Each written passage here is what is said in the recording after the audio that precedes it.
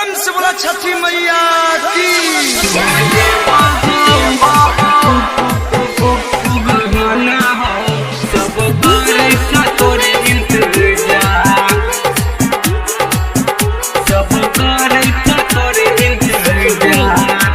Recording by AK music मलहानिया।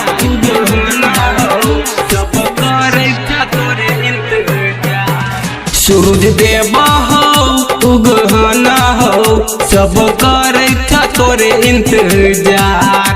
सूरज देवा हो उगहना हो सब करे तोरे इंतजार। कनी माया करह कनी दया करह, कनी माया करह बाबा दया करह, तोरे लागी चौपाली में ठाठ।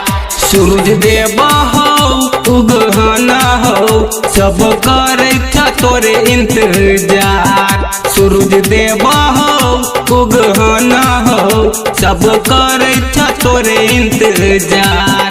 कनी माया करह कनी दया करह, कनी माया करह बाबा दया करह, तोरे लागी चौपाली में ठाठ। सूरज देवा हो उगहना हो सब करे तोरे इंतजार। देवा हो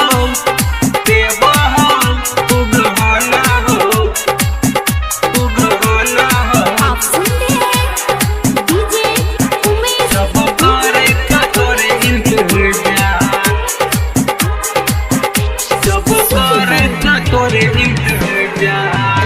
दिन दिन सब भूख पियासे मैया सहल छ। तीन दिन सब भूख पियासे मैया सहल छ।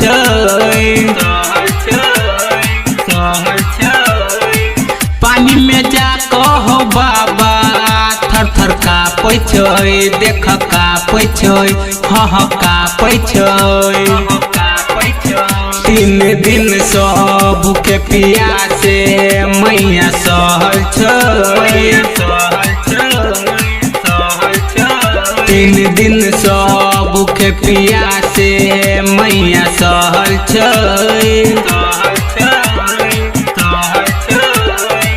पानी में जा कहो बाबा थर थर कापै छै, देख कापै छै हह कापै छै। एक चोटी तू तकह न सूरज फेर क नजर। सूरज देवा हो उगहना हो सब करे तोरे इंतजार। सूरज देवा हो उगहना हो सब करे तोरे इंतजार। देवा हो उगहना हो उगहना हो डीजे उमेश प्रेम से बोला छठी मैया की। सब करे तोरे इंतजार।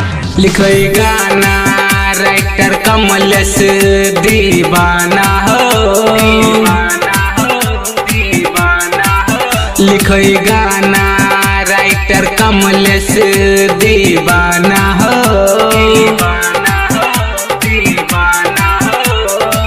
गाब के कहै छ तोरा बबलू गाना हो हह गाना हो बबलू गाना हो। कह छ तोरा राजा अंजय दीवाना हो। कह छ तोरा राजा अंजय दीवाना हो।